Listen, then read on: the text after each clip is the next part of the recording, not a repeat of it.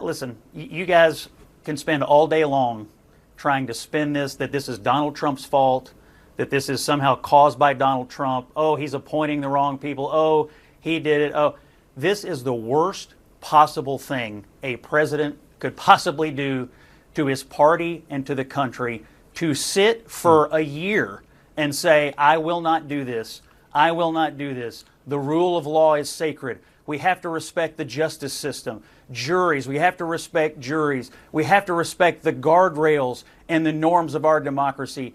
These people are liars. The surprise Sunday night announcement of Hunter Biden's presidential pardon sent seismic shockwaves throughout Washington's political establishment. What had been repeatedly denied by the administration suddenly became reality, catching even seasoned political observers off guard. The timing and scope of the decision would soon raise questions about both its motivation and implications. Hi, guys. Good morning. Well, this is a big 180 for a president who has long said he will follow the rule of law. But the president says he changed his mind because he believes Hunter's charges were meant to break him politically. In a statement, the president says, in part, here's the truth. I believe in the justice system, but as I have wrestled with this, I also believe raw politics has infected this process and it led to a miscarriage of justice. Hunter was supposed to have sentencing hearings on December 12th for his gun case and December 16th for his tax case. The scope of the pardon immediately distinguished it from typical exercises of presidential clemency. Its sweeping breadth raised questions about what exactly was being protected from scrutiny. The timeline covered by the pardon seemed particularly calculated, especially given its relationship to Hunter Biden's international business dealings. But the president's pardon doesn't just cover these offenses. It covers any crime the first son may have committed between January 2014 to December 2024. And that time frame is notable given that Hunter joined the board of Burisma Holdings in 2014, and he has been scrutinized for his foreign business dealings. The president says he made this decision over the weekend while spending Thanksgiving holiday with his family. But NBC, which was the first to report this news, says the president had been talking about the possibility of pardoning Hunter with his close aides as far back as June, when Hunter was convicted on those gun charges. The choreography of the announcement itself spoke volumes about the administration's approach to transparency. The timing and circumstances suggested a careful orchestration designed to minimize immediate fallout. Critics saw it as a calculated move to avoid direct questioning and accountability. That's fantastic. So we knew this was going to happen, but we just couldn't believe the audacious way it did happen. Number one, I think it took almost zero courage. You do it on a Sunday and then go to Angola and then take your press secretary with you. So no press conferences, just let the chips fall where they may. Pardoning your son, to me, is not shocking. Roger Clinton getting pardoned by Bill Clinton, not shocking. But never admitting that you were going to do it, saying definitively you wouldn't do it, and then going ahead and doing it. The credibility gap between the administration's previous statements and current actions became immediately apparent. These contradictions struck at the heart of public trust, raising fundamental questions about the administration's honesty and transparency.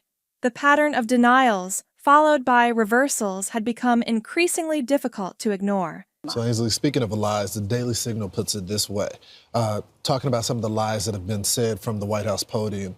It's transitory inflation. Afghanistan was a success. The border is secure. Robert Hur lied. Biden's fine.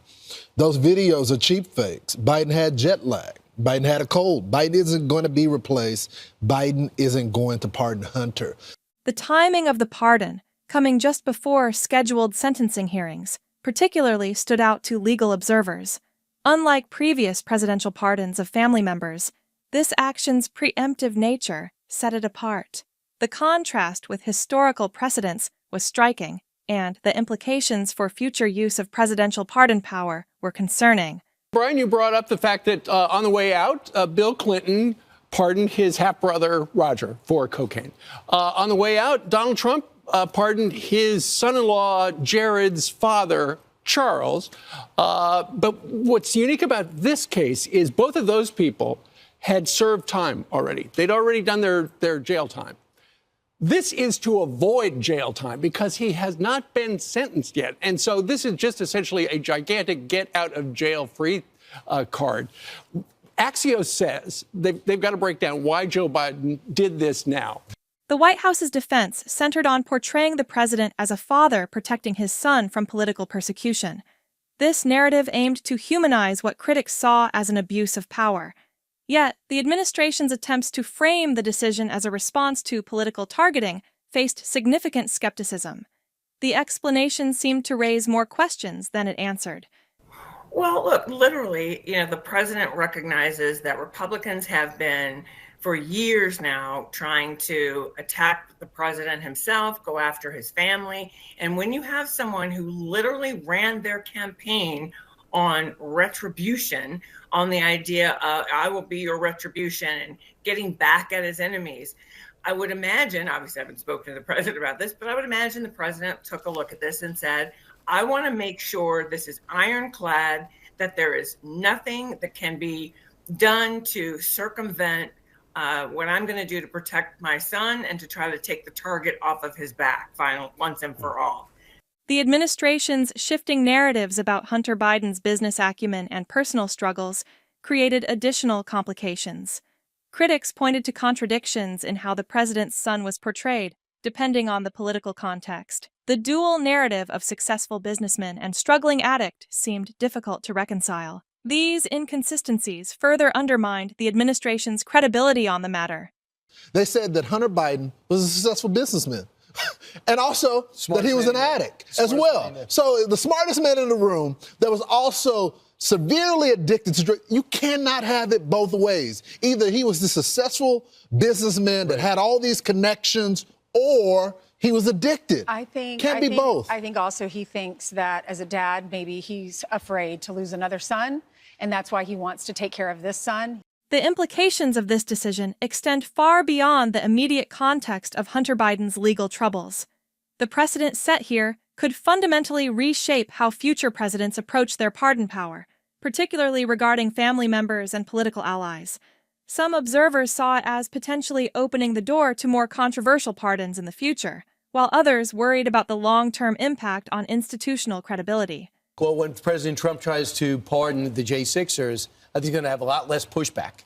Right. He's going to say, you know what? I looked at it. They suffered enough. They actually went to jail. Well, so, Brian, in some cases, it's not of if he wants it. He's definitely going to do it now. Yeah. He has all the political cover to do it right now. After this, no time, and these people have already served some time. You got a praying grandmother that was praying outside of the Capitol or right inside of the Capitol, and she's doing 10 years, I think. So, I mean, you can see the pardons coming. Yeah, this is crazy. We have so much on this show. And listen, Hunter had every opportunity under the sun. I read his ex-wife's book, Kathleen's book, and wow, I know it's just her side of the story, but what he put his family through and his children through and his ex-wife through is unbelievable. This watershed moment in American political history transcends the immediate controversy surrounding Hunter Biden's legal troubles.